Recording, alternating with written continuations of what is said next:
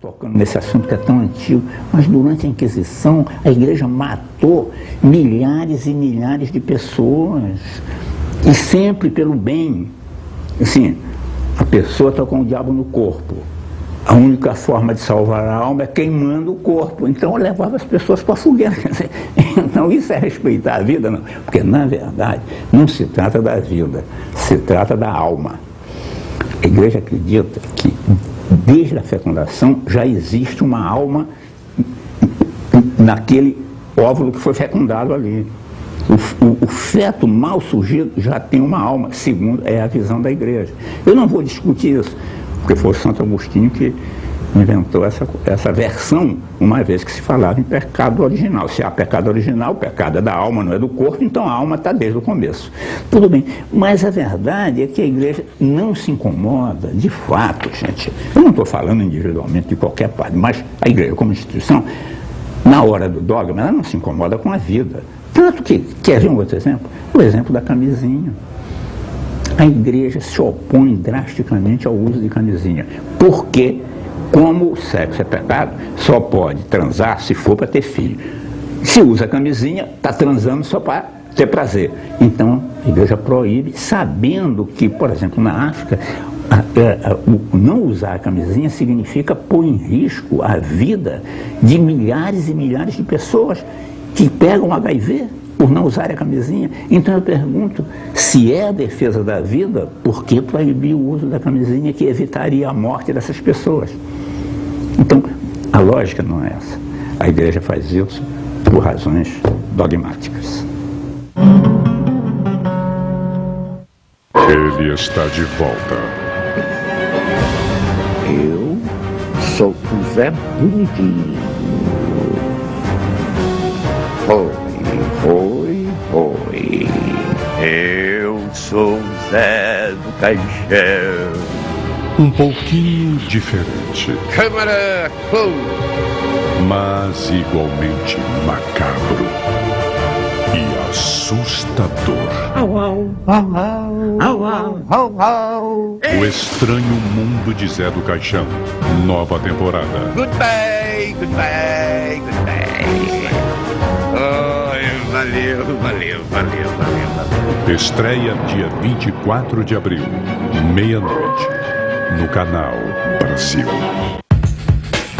O Cleiton é um sonhador, vive no mundo da lua. O Cleidir é engenheiro mecânico e acha que tudo se resolve apertando o parafuso. Eu ensino ele a viver e eu ensino a sonhar. Coisa boa é um amigo pra poder se encontrar e jogar conversa fora. Tu me ensina a viver, que eu te ensino a sonhar. Por aí vamos embora.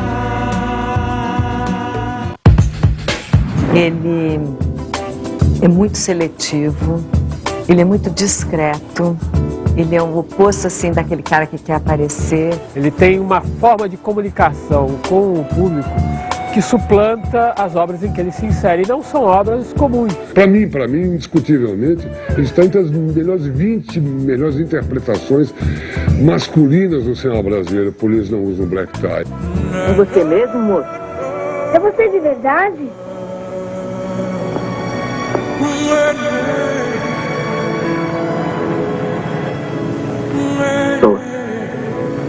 Sou eu mesmo. Retratos Brasileiros, Carlos Alberto Richelli. Programa inédito, neste domingo, 6 da tarde, no Canal Brasil. Coitado do Tuca, veja só a enrascada em que ele se meteu. Podemos ir. Vamos. Desapareceu o Trabuco. Sumiu mesmo. Vai ter que comprar outro, antes que o Dr. Paulo veja.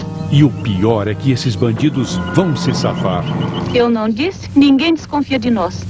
É, mas eu tenho meus receios. E é bom ter receio mesmo, meu chapa, pois o menino é amigo pessoal do inspetor Carlos. Era o moço que foi na casa do Bandeirante? Eu? Não. Eu nunca te vi, menino. É sim, é igualzinho. Carlos, o moço tá aqui. Com licença. O Vigilante Rodoviário Aventuras do Tuca. Próxima segunda, 8h30 da noite, no Canal Brasil.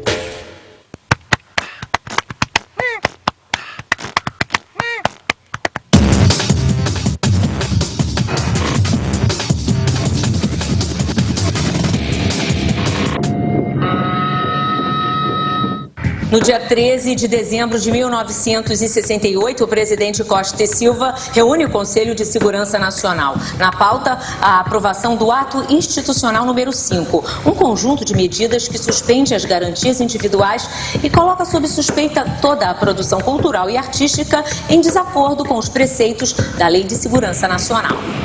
Eu confesso que é com verdadeira violência aos meus princípios e ideias que adoto uma medida como essa. Mas adoto porque estou convencido que é do interesse do país, é do interesse nacional que ponhamos um basta à contra-revolução. O prisioneiro.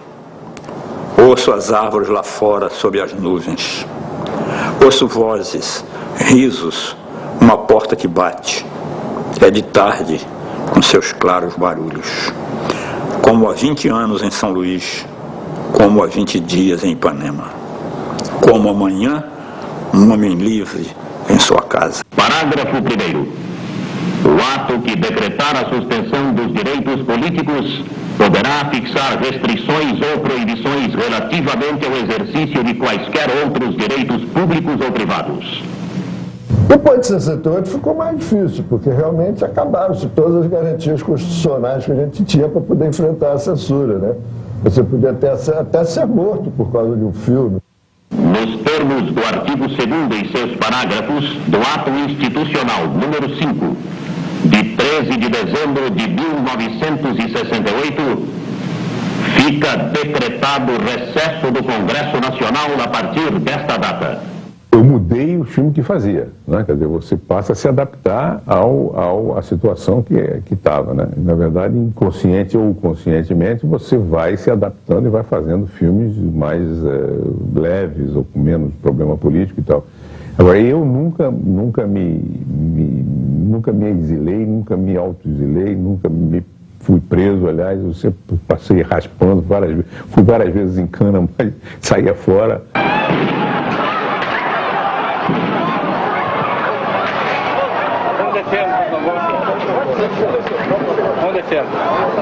Nós estamos fazendo cobertura.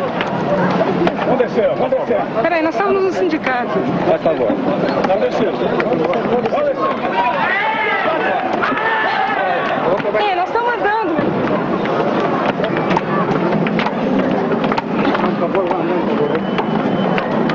Os 10 anos seguintes à decretação do AI-5 marcam um período de maior arbitrariedade da censura na história do Brasil. Centenas de obras foram mutiladas, cortadas e impedidas de chegar ao público.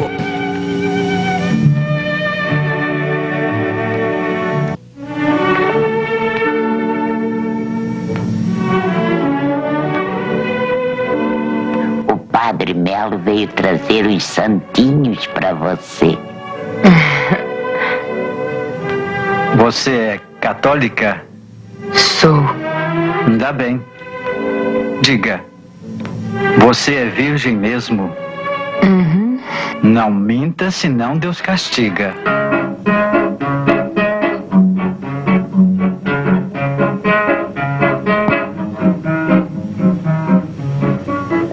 O documentário O País de São Saruê foi outro filme que não escapou da tesoura da censura e ficou interditado por vários anos.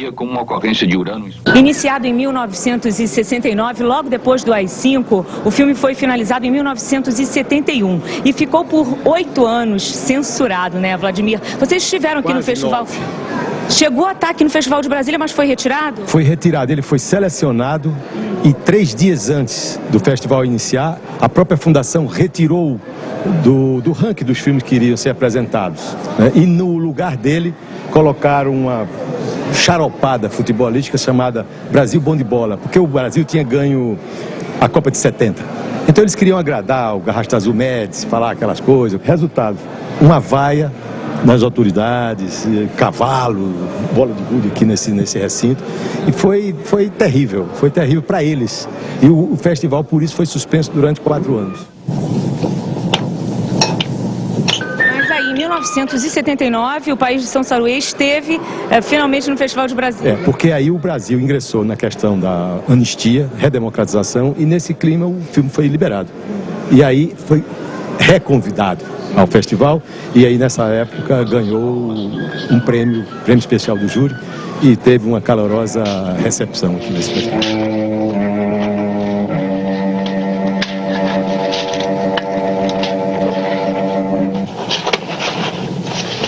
A história do Ritual dos Sádicos é bastante curiosa. Em 69, você apresentou a censura que automaticamente, imediatamente, interditou o filme. Interditou e eles fizeram uma ameaça.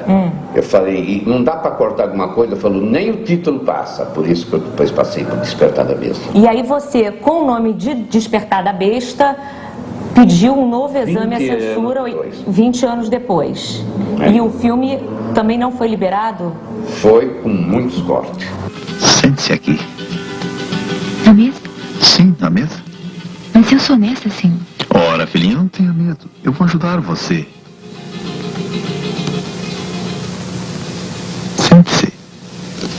A gente quer se fazer de difícil, mas o cara vai depressa demais. Essa conversa não falha.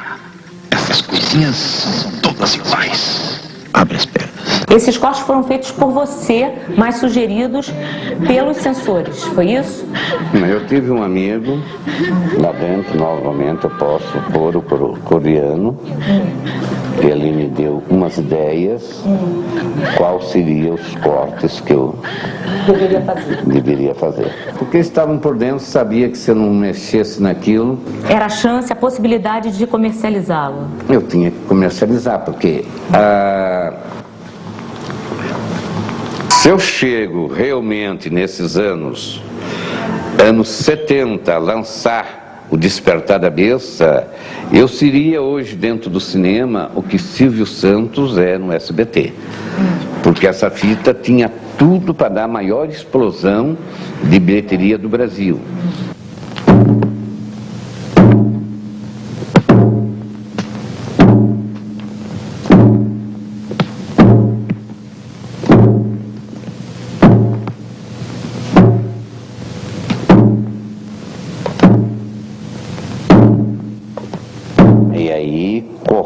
A fita foi liberada. Aí surgiu a Embra Filmes para me distribuir a fita. Só que ela pegou num dia, no dia seguinte sumiu o negativo.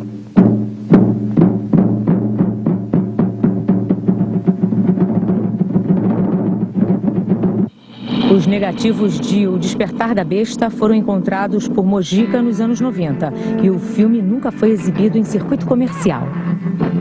Teve um filme interditado pela censura, esse é muito engraçado, chamado Máscara da Traição, em que o sujeito fazia, em que o Cláudio Mazo fazia uma máscara fingindo que era o Tarcísio Meira, né, e assaltava o Maracanã. E o cara acreditou na máscara, acreditou que era possível e interditou o filme. Eu tive que levar o slide mostrando que aquilo era uma merda. Mas o coronel Mullet Haller, ele entrou numa de que o filme ensinava nos mínimos detalhes como assaltar o Maracanã. Sempre os filmes tinham algum tipo de corte. Corta um pedacinho aqui, corta aqui e tal.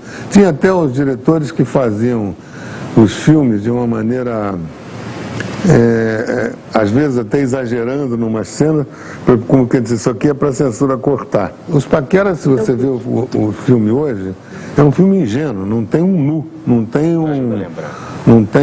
uma cena de sexo. Tem uma cena da Darlene Glória também, que ela estava de perfil, entendeu? E nua da cintura para cima. E aí aparecia de perfil o bico do seio.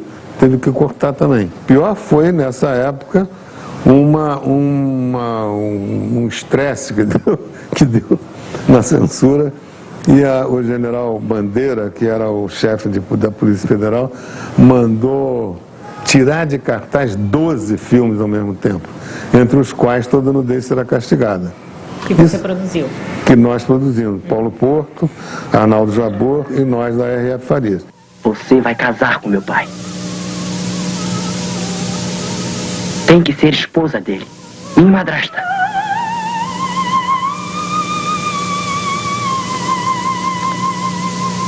Eu quero trair meu pai com a esposa dele.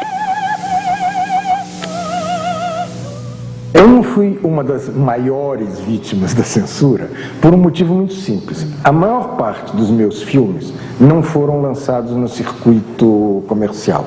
Eles foram realizados, distribuídos e exibidos no que a gente chamava na época de circuito paralelo, que era constituído por sindicatos, associações, amigos de bairro, sistemas de projeção ao ar livre e a igreja. As paróquias das igrejas, né? O material que circulava nesse circuito, né, ele simplesmente não era enviado para censura, né? Ocorriam alguns episódios de apreensão de filmes, etc., mas, de um modo geral, era uma circulação realmente paralela. Agora, os meus filmes que tinham um significado mais maior, que puderam ser, que ganharam prêmios em festivais, etc., e que foram enviados para censura, todos eles tiveram problema com a censura. Em nome dos advogados de São Paulo, pedimos a condenação da Lei de Segurança Nacional, a revogação da Lei de Segurança Nacional, para que se caminhe no Brasil para a instauração, finalmente, de um regime de liberdade. Muito obrigado.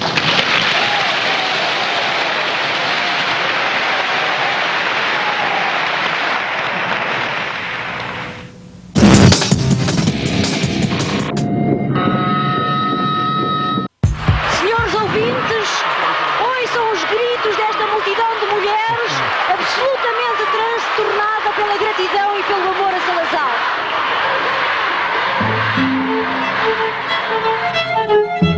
Uma centena de cartas escritas por mulheres em 1958 foram encontradas por acaso num alfarrabista que não as leu por achar que eram cartas de amor. Respondem a uma circular enviada por um misterioso movimento nacional das mulheres portuguesas, do qual não há referência em livros de história. A circular nunca chegou a ser encontrada, mas pelas respostas percebe-se que era um convite para que as mulheres se mobilizassem em nome da paz e da ordem. Em todas as cartas, estas mulheres falam na gratidão e na admiração que têm por Salazar. Ai, que engraçado, 58. Que era uma menina.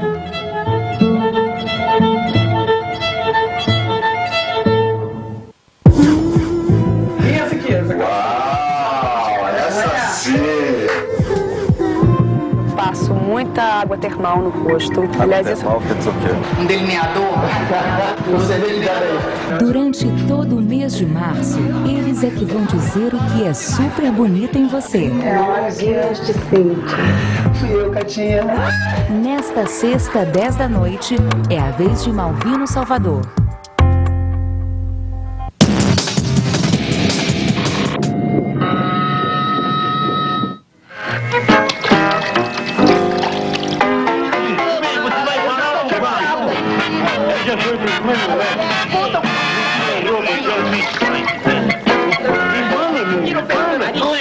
Como aquelas bolotas de balanço, olha.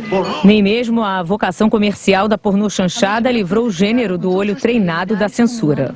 É um erro pensar que a censura só se preocupava com a censura política. Não. Eu acho que a censura moral era muito mais pesada do que a censura política. Talvez tão pesada quanto, vou dizer que não houvesse preocupação com a política, evidentemente que sim.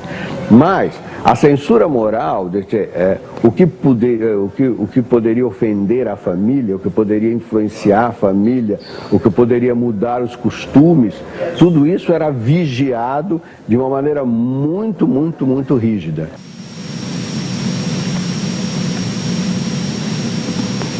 E ele te acaricia assim?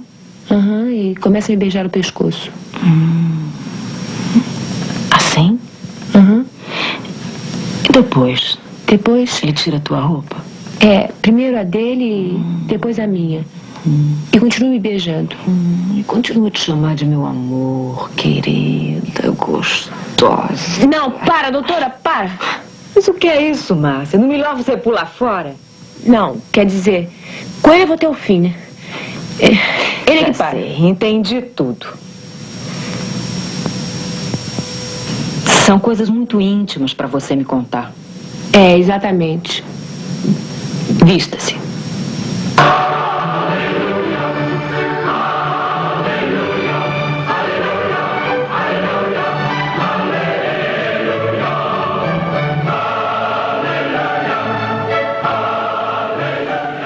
O problema principal da implicância da censura com o episódio Cada Um Dá o que Tem é porque ele desestruturava a família. Era a história de um rapaz que entrava numa família e ele era muito reprimido sexualmente e seria padre, então você também estava mexendo com a religião e estava mexendo com a obrigatoriedade dos padres fazerem quer dizer, fazer abstinência sexual, né?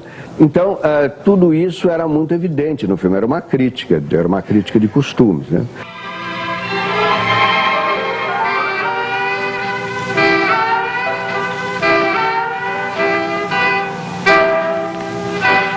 Por obséquio, o senhor pode me informar em que quarto eu estou hospedada nessa casa? O crescimento do filão erótico na década de 70, especialmente da pornochanchada e mais tarde do sexo explícito, despertou uma ação da Igreja Católica em defesa da família, né? O que aconteceu de fato? Olha, eu não tenho todas as informações, mas pelo que eu pude acompanhar, sempre foram iniciativas de pequenos grupos carismáticos, congregados marianos, Ação Católica, que entre os seus membros, então chamava atenção para tal filme ou para tal movimento, no caso da pornochanchada, que foi um movimento mesmo, um gênero quase que criado no cinema brasileiro, com a Boca do Lixo em São Paulo, etc. Mas já estávamos então no período da Margarida de Prata e nesse momento a igreja preferiu ficar, digamos, apenas no sentido de apoiar os valores e não de atacar os desvalores.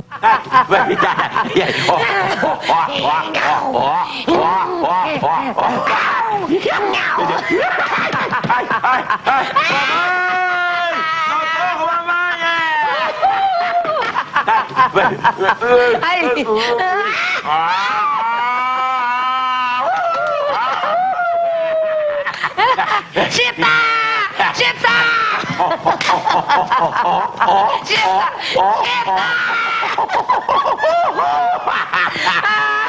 Vem cá, sua cadelinha, sua vagabunda. E quando você fez pornochanchada, você também foi censurado? Fui. Mas não fui perseguido. Quando fiz pornochanchada não houve nada. O problema é quando eu fiz explícito para valer. Quando eu fiz explícito, tudo indicava que uma que eu passei a assinar, todo mundo assinava nomes diferentes. Não, eu fui José Mujica Marins, 24 horas de sexo ardente, 48 horas eu assumi que era eu que estava fazendo. Pra mim você nunca quis dar, né, sua cadela? Mas pro cachorro você deu, né? Ah! Isso não vai ficar assim. Minha honra será vingada. A relação das pornochanchadas com a censura é uma relação muito ambígua. De um lado, por serem expressões eróticas, por serem comédias de costumes, por lidarem com certos estereótipos da sociedade brasileira, é lógico que, eventualmente, aquilo desloca de uma imagem oficial e a reação oficial é de censurar. Mata logo.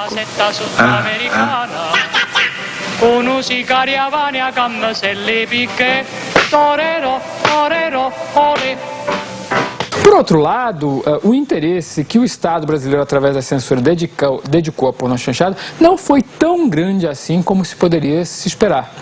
Como a pornochanchada não tinha um viés político explícito, e no fundo, o Estado não estava mais interessado em censurar nudez, erotismo, etc., isso só ocorreu de fato por pressão da sociedade, não por um interesse direto do Estado.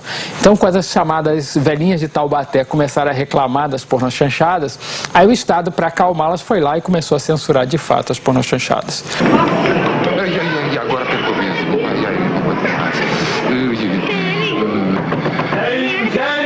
Mas assim eu vou acabar me mijando todo. Abre aí, abre a porta. Não dá,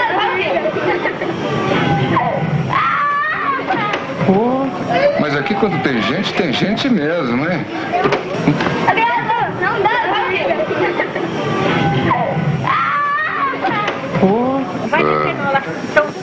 Mas que confusão. E falta a página. Onde será que está? Onde é que ele está internado? Vou perguntar para a moça do lado. Foi no período mais severo da ditadura no governo Médici que foi criada a Embrafilme. A empresa brasileira de filmes S.A. surgiu como um apêndice do INC, um Instituto Nacional de Cinema, em 12 de dezembro de 1969. Eu queria que você me fizesse um panorama de dois momentos da Embrafilme. Na criação dela, em 1969 até 74 e a partir de 74. Você acha que a gente pode dividir a Embrafilme nesses dois momentos e como ela era em relação à censura cinematográfica? Eu acho que sim. Isso, aliás, é possível ser feito com muita clareza. O cinema novo começou a despertar interesse na crítica internacional. E os novos filmes que surgiram começaram a engrossar, mas todos os filmes com essa característica de crítica social, crítica política, que é um pouco do ano de bom agrado, né, para os meios oficiais. Lá pelas tantas, foi criada essa empresa Embrafilme, que o objetivo era divulgar o cinema brasileiro no exterior. Olha, se houve um momento em que o cinema brasileiro era tão divulgado por sua própria conta no exterior, era aquele. Então, por que o esforço do governo de montar uma empresa para fazer essa divulgação? Evidentemente, procurando outro tipo de filme. Até 74, a Embrafilme era um instrumento da ditadura, sim. Tanto que havia cineastas que não podiam se beneficiar dos serviços da Embrafilme. 15 de março de 1974. Em Brasília, chegam ao Palácio do Congresso os generais Ernesto Geisel e Adalberto Pereira dos Santos, a fim de serem empossados na presidência e vice-presidência da República. Os novos dirigentes eleitos pelo Colégio Eleitoral prestam compromisso de manter, defender e cumprir a Constituição, observar as leis, promover o bem-estar geral e sustentar a união, a integridade e a independência do Brasil. A Embrafilme se torna o que ela ficou mitologicamente a partir de 74, quando o Roberto Faria se torna presidente da Embrafilme. E aí não há nenhuma restrição a nenhum cineasta. Durante o final dos anos 70 e o começo dos anos 80, eu também estava tentando entrar num cinema de ficção, né? E os meus projetos de ficção foram sistematicamente descartados, né? Eu não diria que pelo Serviço Nacional de Censura, né? Mas a própria Embrafilme, trabalhando até mesmo com um certo grau de autocensura, né? Não permitiu com que determinados projetos chegassem nas telas, né? Porque pensavam eles que quase com certeza eles seriam proibidos pela censura.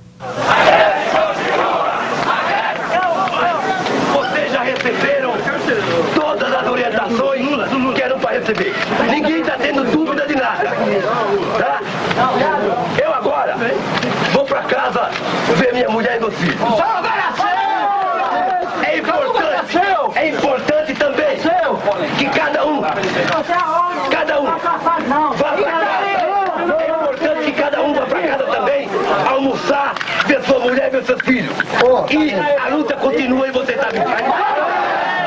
Eu trabalhei com o Roberto nesse período, durante uns 2 anos, eu trabalhei na Embrafilme, e a gente procurava tirar a censura da cabeça. Quer dizer, a censura estava lá, presente, inclusive vinha memorando do SNI para não financiar o cineasta X, Y, Z, as pessoas eram perseguidas pessoalmente. Era uma época difícil, mas já estava bem melhor do que 2 anos antes, né? Digamos, do que... Estou falando de 74, 75. A Embrafilme, por si mesma, ela não censurava ninguém.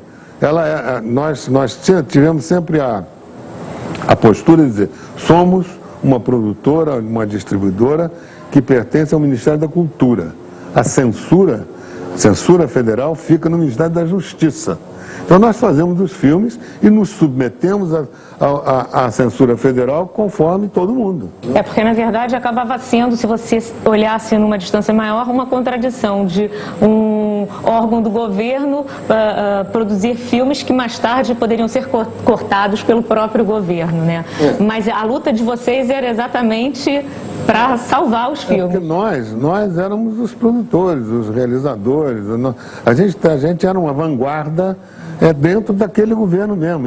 E foi assim que nós assumimos a Embrafilme. Assumimos a Embrafilme acreditando que haveria uma abertura política, que haveria uma abertura gradativa, que a gente ia conseguir chegar até acabar até o governo militar permitir ou que a sociedade conseguisse a volta da democracia, entendeu? Para nós estávamos dentro da Embrafilme nessa direção, nesse sentido, querendo isso.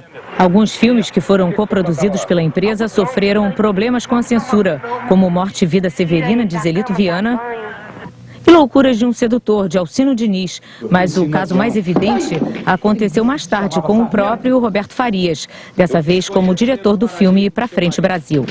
Foi um dos momentos mais difíceis da minha vida, com certeza, inclusive porque as coisas foram gradativas. Eu tive que tirar a Embrafilme, pagar a Embrafilme, que era sócia do filme, né, tirá-la do Celso Amorim, que era o presidente da Embrafilme, que foi quem fez o financiamento para eu poder fazer o filme, né, parte dos recursos, foi exonerado da Embrafilme e... Enfim, eu tive que fazer um prólogo para poder explicar que aquilo ali não era mais assim, que era uma página virada, etc. E aí até passo a passo a gente foi conseguindo e conseguiu liberar o filme lá no fim do ano. Sem cortes? Sem cortes.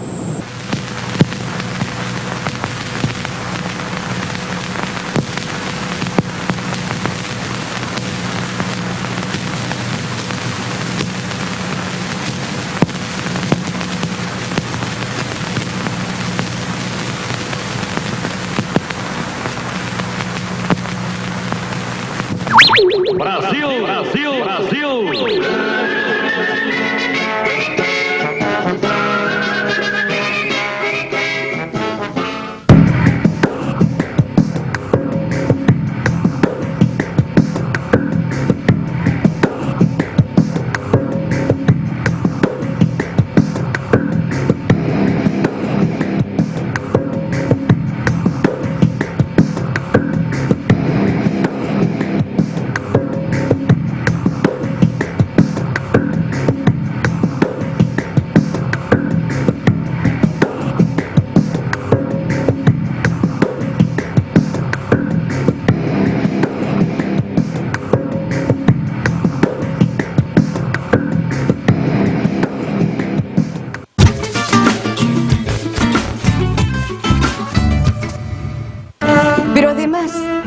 Que brindemos por Sofía y Rimini, que nos han devuelto la fe en el amor y que hoy cumplen 12 años juntos. Frida, hay algo que te tenemos que contar. Rimini y yo nos estamos separando. Decime que me odias, que te gustaría lastimarme, que te enamoraste de otra mujer, pero no me digas que te estás olvidando de mí.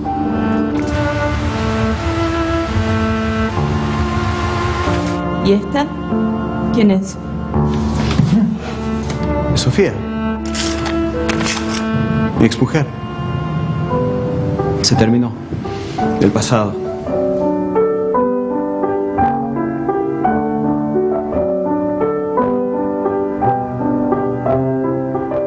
Apoio Fiat. Novo Palio 2010.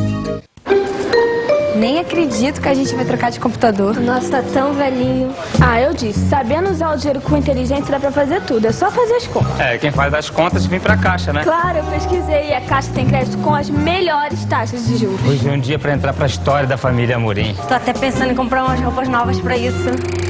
Quê? Calma, gente, você tava brincando. Caixa. O banco que acredita nas pessoas.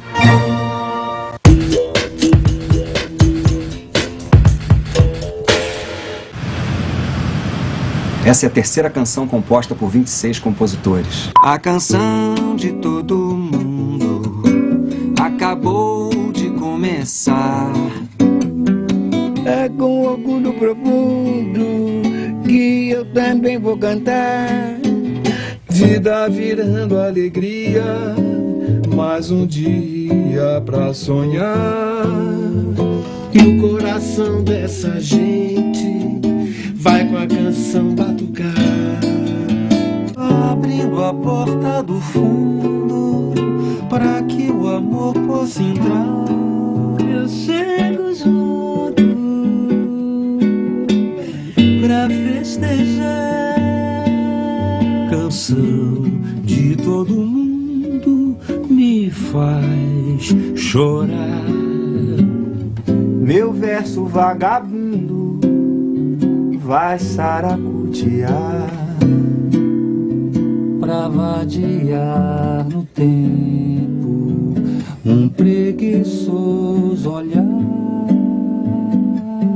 A canção de todo mundo começou a acabar, mas noutra parte do mundo ela vai recomeçar.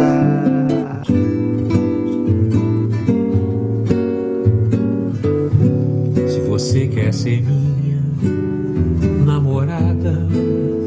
Ah, que linda namorada você poderia ser, se quiser ser. Meu pai, ele era oficial de marinha, ele viajava muito para Porto Rico, para Cuba, né? Na época que aquilo era festa, né? Então ele trazia aqueles discos todos de congas, rumbas, parampampam, para Vigo Me Voi, e ele botava aquilo na vitrola pra gente, e ele dançava muito bem. E ele dançava como cubano, né? Com aquelas pernas toda mole, assim. Era uma coisa muito comum lá em casa, meu pai botar aqueles discos na vitrola e sair dançando com a minha mãe, que era muito boa dançarina também. Apreciávamos aquilo e a música, aquela música latina ia entrando, né? E isso era um dos aspectos musicais. Minha mãe tocava piano e tocava violino, né? Quando eu comecei a entender minha mãe, ela já não tocava mais violino, tinha abandonado. Mas o piano, de vez em quando, ela cometia um pianinho lá de vez em quando. E meu pai tocava flauta. Mas o responsável, aquela coisa que me deslumbrou como criança, era o meu tio, que foi